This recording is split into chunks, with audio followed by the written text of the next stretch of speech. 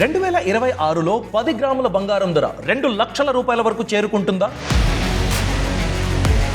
Already 20 రోజుల్లోనే 9% వరకు returns ని గోల్డ్ ఇచ్చింది.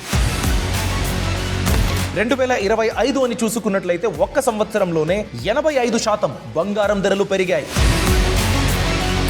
2020 నుండి ఇప్పటి వరకు మనం చూసుకున్నట్లయితే గోల్డ్ ఇచ్చిన returns 200%. American president Donald Trump తీసుకుంటున్న నిర్ణయాలు చూసినట్లయితే గోల్డ్ రేట్ ఇంకా పెరగడానికి అవకాశం ఉందని ఎక్స్పర్ట్స్ చెబుతున్నారు. వరల్డ్ గోల్డ్ కౌన్సిల్ కూడా బంగారం ధరలు దగ్గరలోనే పడిపోయే అవకాశాలు లేవు. బంగారం ధరలు ఎందుకు పెరిగాయో ఆ రేంజ్ లోనే ఎందుకు కంటిన్యూ అవ్వచ్చు, దీని గురించి వరల్డ్ గోల్డ్ కౌన్సిల్ తెలియచేసింది. అయితే ఆ రిపోర్ట్ ఏం చెప్తుంది? అంతేకాకుండా వెండి కూడా బంగారంతో పోటీ పడుతుంది. ఆల్ టైమ్ హై రికార్డుని గోల్డ్ మరియు సిల్వర్ రెగ్యులర్ గా బ్రేక్ చేస్తూనే వచ్చాయి. అయితే ఇలానే కంటిన్యూ అవుతుందా? దీనికి ఉన్న కారణాలేంటి? వీటన్నిటి గురించి ఈ వీడియోలో క్లియర్ గా తెలుసుకుందాం. నమస్కారం, నేను అభిషేక్ రామప్ప. 2025 ఎవరైతే బంగారం మరియు వెండి పైన ఇన్వెస్ట్మెంట్ పెట్టారో వాళ్ళకి బెస్ట్ రిటర్న్స్ ఇచ్చిన హిస్టారికల్ ఇయర్ అని చెప్పొచ్చు. ఎందుకంటే బంగారం ధరలు 85% పెరిగింది. వెండి అని చూసుకున్నట్లయితే బంగారాన్ని కూడా మించింది, అప్ టు 150% రిటర్న్స్ ని ఇచ్చింది. దీనికి కారణాలేంటి?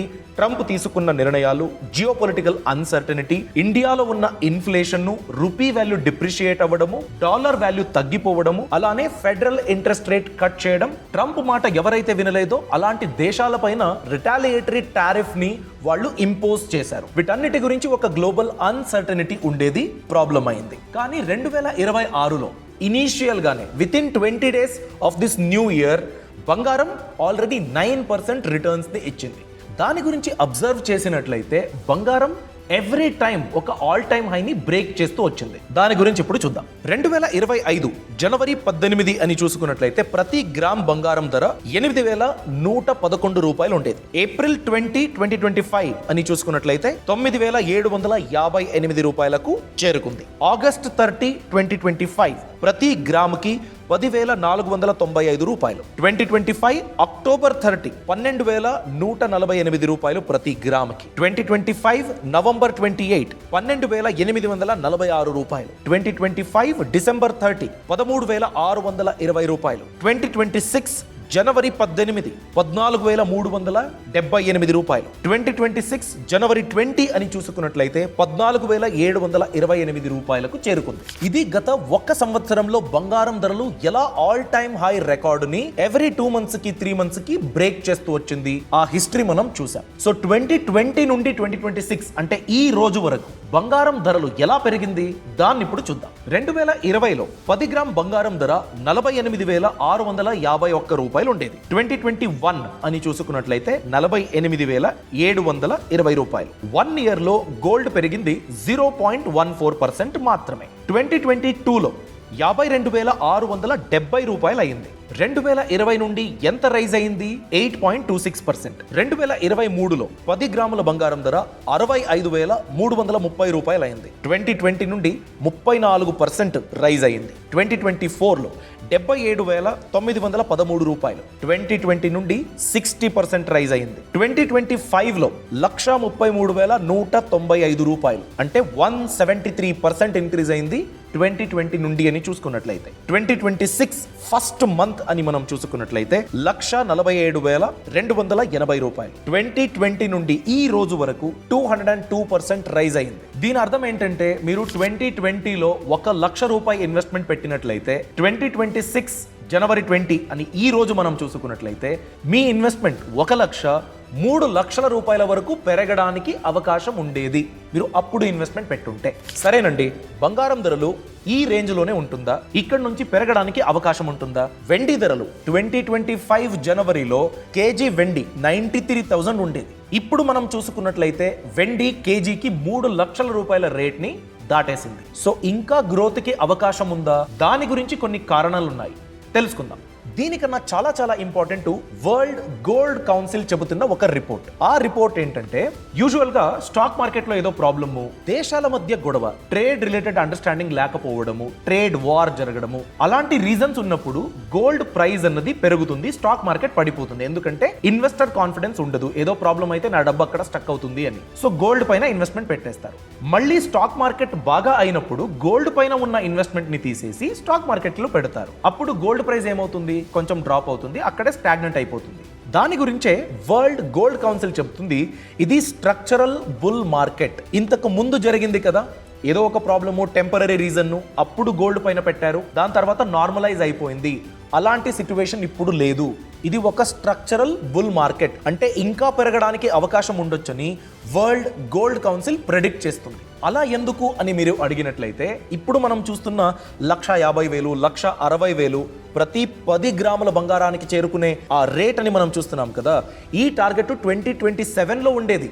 2026లోనే ఆ టార్గెట్కి దగ్గరికి గోల్డ్ వచ్చేసింది. అంటే వాళ్ళు అంచనా వేసిన రేటు కన్నా చాలా వేగంగా పెరుగుతూ ఉంది. అందుకే ఇది స్ట్రక్చరల్ బుల్ మార్కెట్, టెంపరీ కారణాల కింద అయిన ఒక రేట్ షిఫ్ట్ కాదు ఇది. దీనికి ఒక సైంటిఫిక్ స్టడీ అని మీరు చేసినట్లయితే గోల్డ్ పైన కాన్ఫిడెన్స్ పెరుగుతుంది.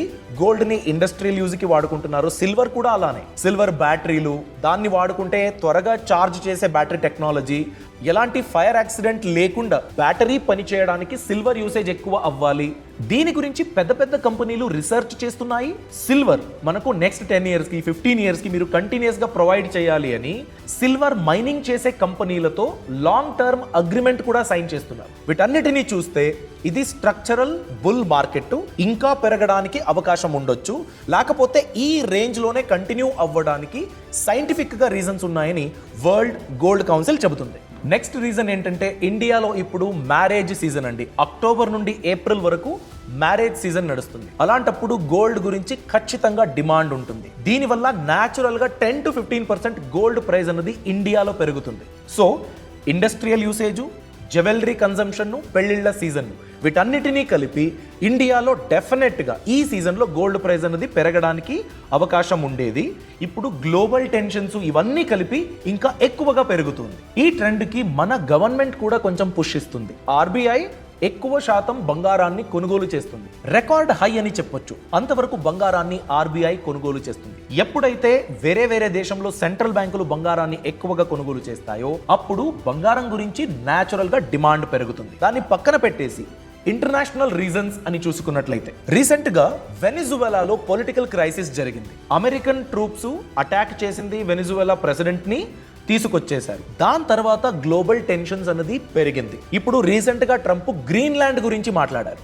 గ్రీన్లాండ్ ని కంట్రోల్కి తీసుకోవాలి, అది నా ప్లాన్లో ఉంది అని చెప్పారు. అలాంటప్పుడు యూరోపియన్ కంట్రీస్ ఇది సరికాదు అని రిటాలియేట్ చేశారు. ఎవరైతే ఇలాంటి డిసిషన్ తీసుకున్నారో ఆ దేశాలపైన ట్రేడ్ జరగాలంటే 10% టారిఫ్ ఉంటుంది అని ట్రంప్ అనౌన్స్ చేసేశారు. ఈ 10% టారిఫ్ ఏప్రిల్ లోపు 25% వరకు వెళ్ళొచ్చు అని కూడా వార్నింగ్ ఇచ్చారు. సిచ్యువేషన్ ఇలానే కంటిన్యూ అయినట్లయితే గ్లోబల్ టెన్షన్ అలానే ఉంటుంది. అలాంటప్పుడు సేఫ్ ఇన్వెస్ట్మెంట్ ఆప్షన్ ఏది? స్టాక్ మార్కెట్ కాదు, గోల్డ్, సిల్వరు, ఇలాంటి ప్రీషియస్ మెటల్స్. సో సెంట్రల్ బ్యాంకులు స్టెబిలిటీ గురించి అగైన్ ప్రీషియస్ మెటల్స్ మీద ఇన్వెస్ట్మెంట్ ని కంటిన్యూ చేయొచ్చు. ఇది ఒక్క రీజన్.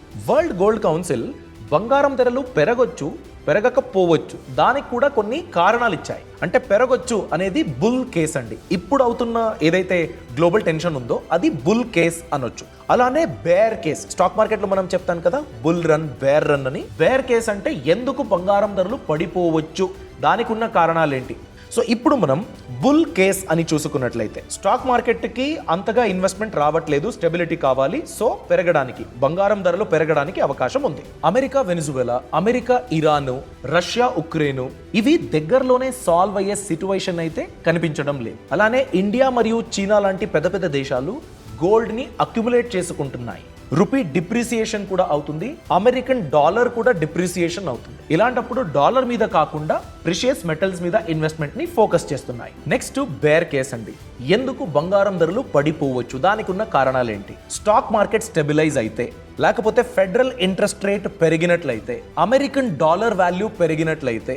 ఇది జరగాలంటే ట్రంప్ చేతిలో ఏదైనా ఉందా? డెఫినెట్లీ ఫెడరల్ ఇంట్రెస్ట్ రేట్ ని రైజ్ చేసినట్లయితే, ఇంతకు ముందు కూడా మనం రిపోర్ట్ చేశాము, 2026లో maybe 2 to 3 times federal bond interest rate అన్నది పెరగొచ్చు. అలా ఫెడరల్ బాండ్ రేట్లని ట్రంప్ గవర్నమెంట్ పెంచినట్లయితే గోల్డ్ మీద కాకుండా బాండ్ల మీద మళ్ళీ ఇన్వెస్ట్మెంట్ పెడతారు. సో ఇలాంటి రికవరీలు జరిగితే మాత్రమే గోల్డ్ కాకుండా stock market, federal interest rate దీనిపైన డిపెండెంట్ అయ్యి బాండ్స్ మీద ఇన్వెస్ట్మెంట్ పెట్టడానికి అవకాశం ఉంటుంది.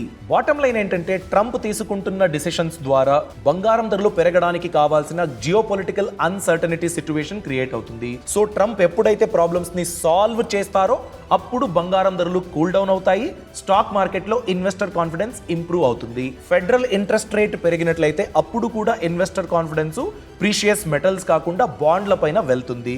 గ్లోబలీ స్టాక్ మార్కెట్ లో ఇంప్రూవ్మెంట్ కనిపిస్తుందో అప్పుడు బంగారం ధరలు ఆ రేంజ్ లో స్టక్ అవ్వచ్చు, లేకపోతే డ్రాప్ అవ్వచ్చు. కొంచెం దగ్గరలో అలాంటి సిచ్యువేషన్స్ అయితే కనపడట్లేదు. ఇప్పుడు మీరేం చేయాలి? మన దగ్గర ఉన్న అన్ని డబ్బుని తీసుకుని ప్రీషియస్ మెటల్స్ మీద పెట్టాలా? నో, అది రాంగ్. అలా చేయకూడదు. ఓవరాల్ పోర్ట్ఫోలియోలో ఒక 10 to 15% మాత్రమే ప్రీషియస్ మెటల్స్ ఉండాలి. డైవర్సిఫికేషన్ చేసుకోవాలి. మొత్తం డబ్బు ప్రీషియస్ మెటల్స్ మీద పెట్టకూడదు. ఎందుకంటే లాస్ట్ 45-48 ఇయర్స్లో ఇంతవరకు ఒక సంవత్సరానికి 80%, 150% వెండి రిటర్న్స్ ఇవ్వడం ఇలాంటిది జరిగింది. రెగ్యులర్గా ఇలాంటి రిటర్న్స్ని ఒక్క సంవత్సరంలో గోల్డ్ కానీ వెండి కానీ ఇవ్వలేదు. సో దీనిపైనే డిపెండెంట్ అయ్యి మీరు ఫైనల్ డెసిషన్స్ని తీసుకోకండి. చాలా కేర్ఫుల్గా ఈ సిచ్యువేషన్ని అనలైజ్ చేసి మీ రిస్క్ ప్రొఫైలు, మీ ఇన్వెస్ట్మెంట్ గోల్ ఏదైతే ఉందో దానికి తగ్గట్టుగా ఇన్వెస్ట్మెంట్ డిసిషన్ని తీసుకోండి. ఈ ఇన్ఫర్మేషన్ మీకు నచ్చినట్లయితే లైక్ చేయండి, మీ అభిప్రాయాన్ని కామెంట్ సెక్షన్లో తెలియజేయండి. Thanks for watching. All the best. Boss Wala. Be the boss.